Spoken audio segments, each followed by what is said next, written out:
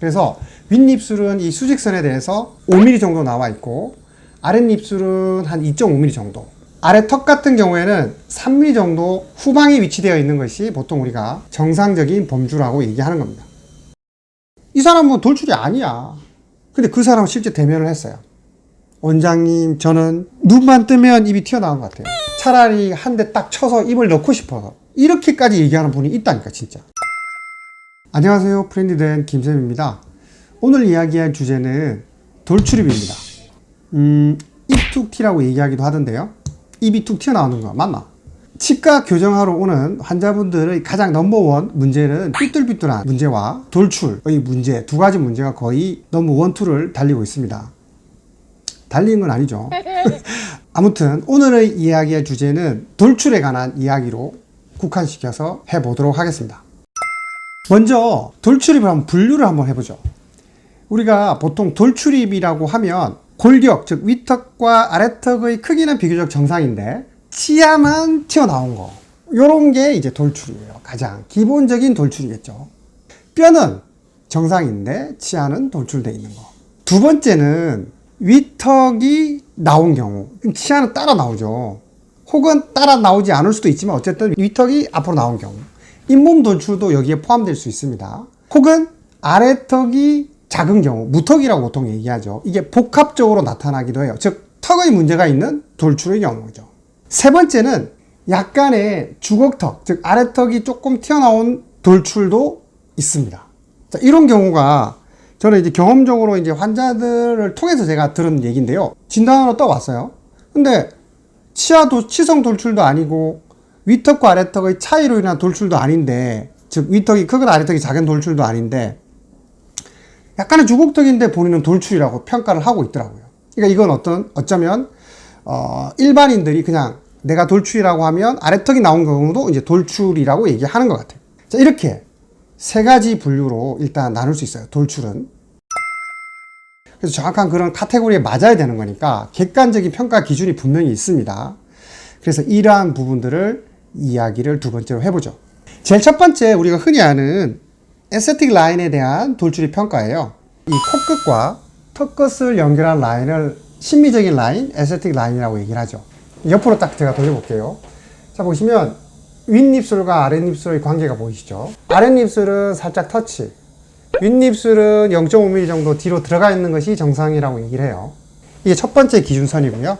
두 번째는 코에서 내려오는 이 라인과 윗입술과 만나는 각도에 의해서 결정된다고 합니다. 이것이 이제 레이비알 앵글, 즉 비순각이라고 얘기를 해요. 옆으로 한번 볼까요, 다시? 그래서 이 코끝에서 내려온 이 라인과 윗입술과 이 각도가 보이시죠? 한 몇 도 정도 보이나요? 90도에서 한 95도 정도가 보통 정상 범주라고 얘기를 합니다. 이게 뭐 정확하게 일치하는 건 없겠죠. 그렇지만 이제 요즘에 와서는 이러한 각도를 점점 더 큰 것을 선호하는 것 같아요. 그래서 돌출입 교정을 하면 치아가 들어가지 않습니까? 그럼 이게 예각이었던, 돌출입은 이렇게 들려서 예각이거든요.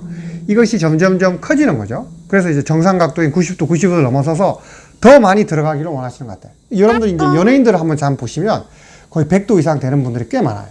그만큼 이러한 각도가 점점 더 현대 와서는 커지는 것 같아요.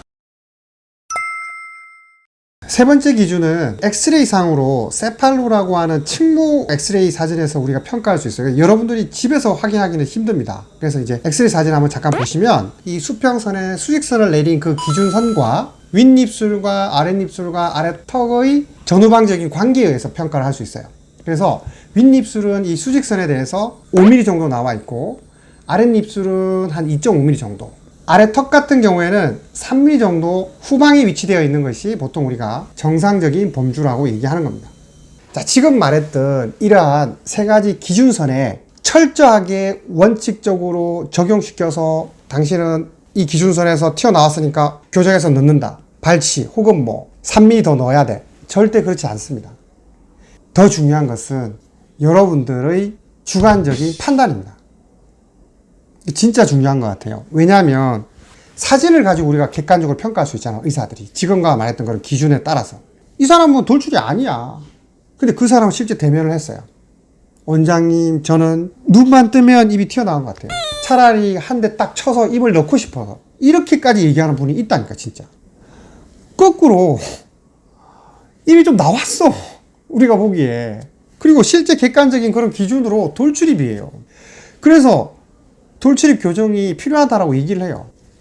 환자는 I don't care. 나는 입이 안 나왔다고 얘기한다니까, 완전히 반대로. 이런 경우는 돌출입 교정이 필요 없다는 거죠. 그렇지 않아? 그러니까 객관적인 기준은 분명히 존재하지만 내가 이 돌출입에 대해서 정말 심각하게 고민을 갖고 있으면 돌출인 거예요. 남들이 뭐라 해도. 그리고 내가 돌출이 아니라고 하면 돌출이 아닌 거예요. 단지 치료는 또 다른 문제죠. 본인이 돌출이 아닌데도 불구하고 돌출이라서 교정해달라고 오면 당연히 저도 혹은 저희 동료 교정과 원장님들도 설득하겠죠. 당신은 이러해서 절대로 돌출입이 아니기 때문에 돌출입 교정하실 필요 없다라고 당연히 얘기하겠죠. 그렇지만 그분이 돌출이라고 진실로 자기가 느끼고 정말 조금이라도 넣고 싶다고 하면 보존적으로 접근하겠죠. 거의 대부분 이런 경우는 이를 빼지 않고 하겠죠. 여러분, 구독과 좋아요, 알림 설정은 영상을 제작하는 데 큰 힘이 됩니다. 부탁드리겠습니다.